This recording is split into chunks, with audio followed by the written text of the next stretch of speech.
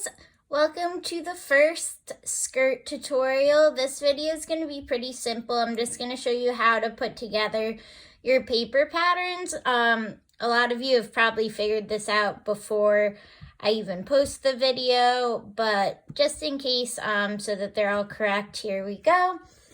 So a quick reminder, just please double check, triple check that your test square is actually 4 by 4 inches. If it's not, it'll throw off the entire pattern because that means everything's not properly sized. So make sure that's correct. And then all we're going to be doing is you should have printed out, I believe 25 sheets of paper that make up your skirt pattern, and we're just going to be taping them together I'm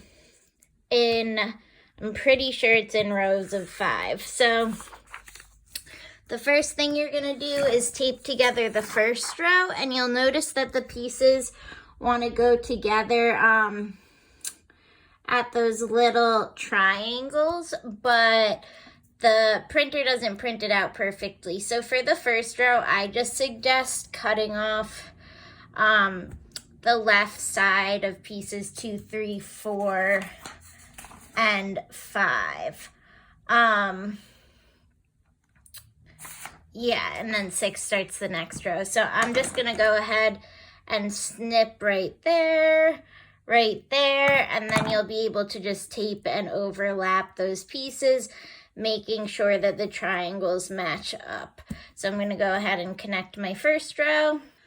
Okay, so here you guys can see I have my first row put together. I don't want you guys to be going tape crazy here because so much of the area is just going to be cut away and thrown out that's not pattern pieces. So all I did was put a piece of tape somewhere between 1 and 2 inches at each of the connecting triangles just to connect the 2 pieces together. Next, you're going to start the second row. And to do that, all I did was trim the top off of piece 6 and match the top triangles.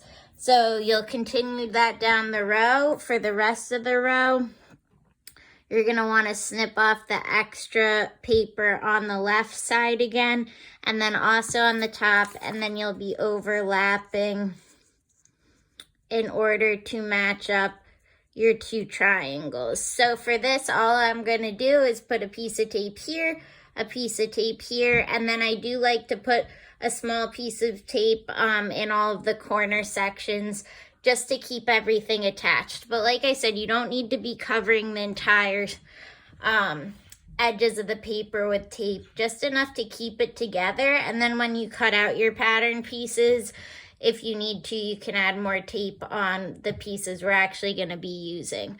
Another thing to note is I would say no printout patterns are completely perfect.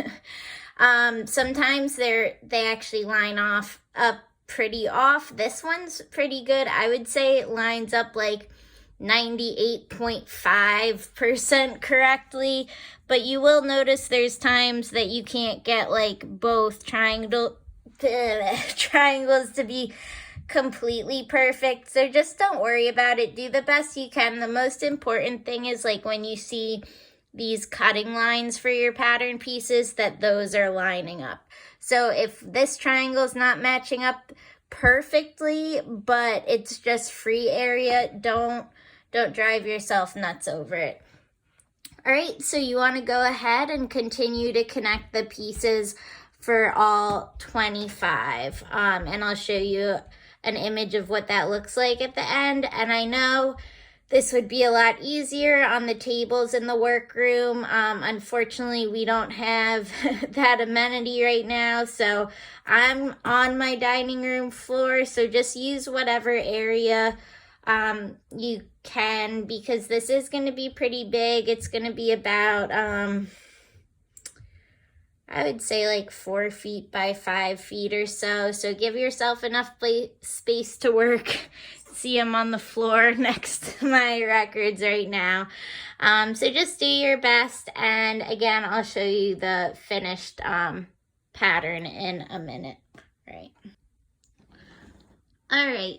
Hey guys, so this is what your pattern should look like when you're done taping all 25 pieces together. It's pretty easy. Just make sure the triangles match up and that you go in the correct order. I do want to just say, I know I've had students in the past who, instead of cutting their pieces, just folded the excess paper under.